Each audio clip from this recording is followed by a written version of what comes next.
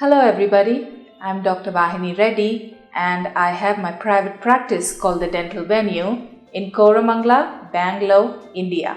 If you have a missing front tooth that you have lost due to decay or trauma, do not despair because there are several options available to you today. The first and immediate option could probably be a removable partial denture.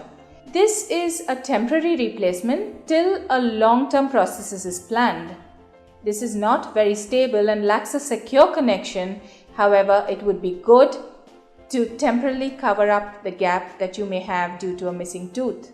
Resin bonded bridges are an aesthetic option to replace missing front teeth, but not very stable mechanically. In this process, a high-speed drill is used to slightly prepare the back of the teeth adjacent to the missing space. Two wing-like structures are attached to the back of these teeth onto which the missing tooth is suspended. While this may be an aesthetic option, it's not very favorable mechanically as the bond could loosen between the tooth and the wings. The most traditional way of replacing missing teeth is by a bridge. In this process, the adjacent teeth are ground down to receive retainers onto which the missing tooth is attached. While this may be very stable mechanically, the downside is that considerable amount of enamel needs to be removed to accommodate this missing tooth.